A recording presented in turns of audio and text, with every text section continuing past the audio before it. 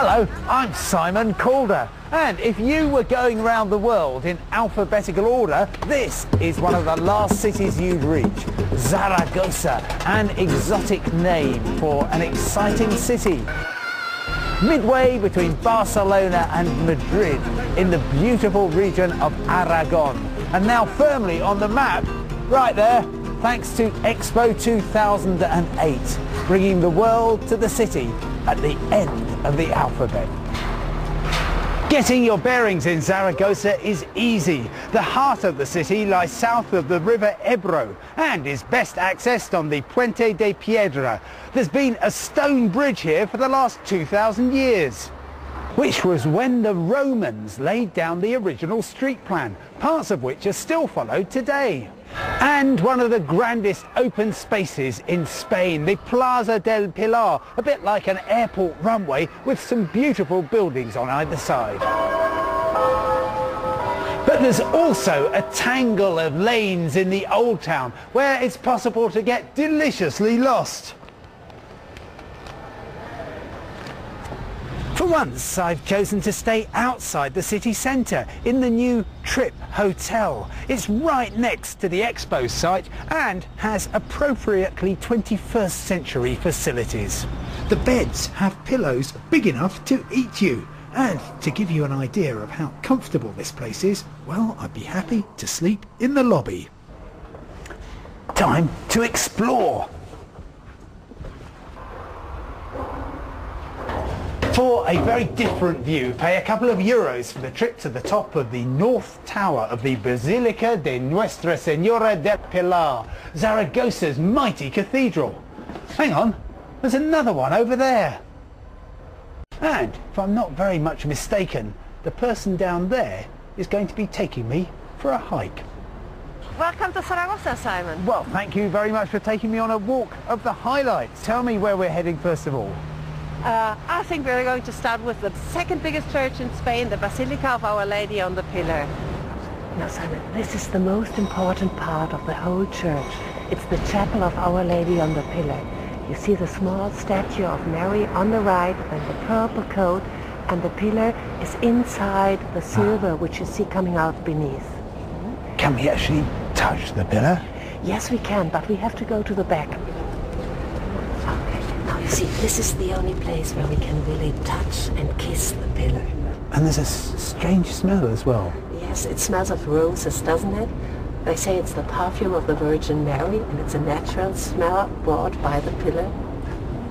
Okay, Simon, so before we leave the square, there's one other building I want you to show. It's the Lonja, the old stock exchange, a Renaissance building and the first public building in Zaragoza. This was a building built by the city. You see the coat of arms of Zaragoza, the lion of Zaragoza on all the cornerstones and on top of the pillars. Those are typical Aragonese Renaissance pillars.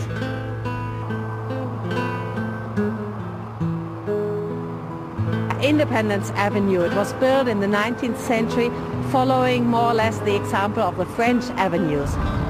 Just a minute, Simon. I want you to show this beautiful Renaissance facade. This is Santa Engracia Church. It used to be a hospital during the Independence War and was bombed by the French. But there's something else I want to show you, which is really the jewel of the Renaissance architecture here in Spain. Ooh, okay. You haven't seen the best yet.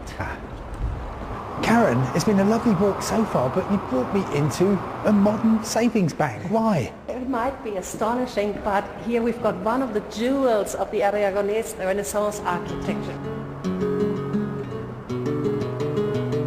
Got 14 paintings by Francisco de Goya, our local son and favorite painter.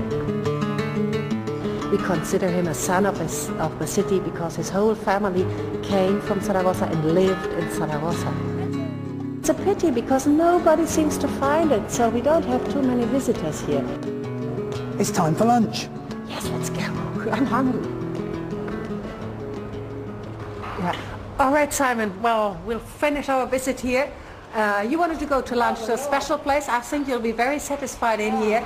Thank you so much. It's been lovely. Yeah, it's been nice to meet you. Bye-bye, Karen. Have a Thank nice you. time. La Migueria, the place to come for a quick, cheap and cheerful Aragonese lunch, where the speciality is migas, or breadcrumbs. Yes, drenched in olive oil. Migas con uva, which is grapes. Yes. With longaniza. Oh, This is long sausage. I might just have a glass of wine too. Muchas gracias.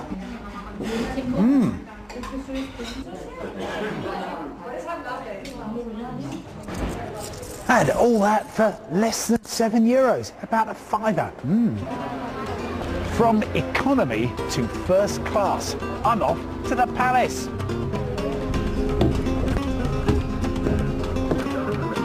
A fleet of double-decker buses give you a tip-top, top-deck trip to all the main tourist sites, including this gorgeous 11th century palace which shows the strength of the Islamic heritage in Zaragoza. The Aljaferia, fabulous, a slice of North Africa in northern Spain. It was created for the Moorish king of Zaragoza in the 11th century, a man called Jafar, who called it his Palace of Joy. Even after the Christian reconquest of Spain, much of the palace was preserved. But Los Reyes Católicos, Ferdinand and Isabella, wanted to show who was now in charge, so they built their own palace on top of the Moorish original. And to top off your cultural afternoon, you should come here to the Troubadour's Tower, which of course was the setting for Verdi's opera Il Trovatore. Don't know about you, I've worked up an appetite like Plácido Domingo. The Spanish have given many great things to the world, but around about 8 in the evening, I always think that perhaps tapas is the greatest of them all. So I've got some bacon and asparagus here. It's lovely. Buenas tardes. Absolutely delicious. The only problem is, it's getting very crowded in here. There's just not much room. I think I'll try the place over there. Did I say mushroom? Well, here at La Cueva de Aragon, you can eat anything you like as long as it's champiñones. About the whole tapas business, it's extraordinary. Here we are, what, 9:30 in the evening now. We're just eating snacks. What's going on? Well, what's going on here is that people are going out, trying to have a small bite before their dinner, get a drink, like you're having a wine, move on to the next bar, get another one, do this, 2 or 3 of them, and then go home and have a real supper. 10 o'clock, time for a real meal. After years of careful study, I've concluded a couple of things about Spanish restaurants. First of all, if it walks, swims or flies, you can probably order it. Secondly, if you're not that hungry, perhaps you've overdone it on the mushrooms, then a couple of starters will be absolutely fine. Oh, gracias. Ha!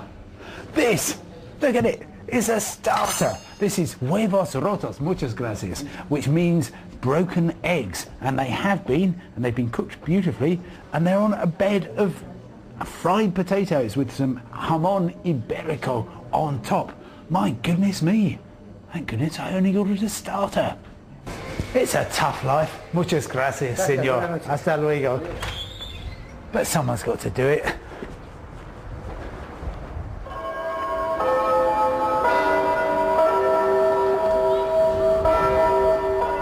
Sunday morning, 10 o'clock, another day, another cathedral. This is Liceo del Salvador, and I'm about to pay my respects.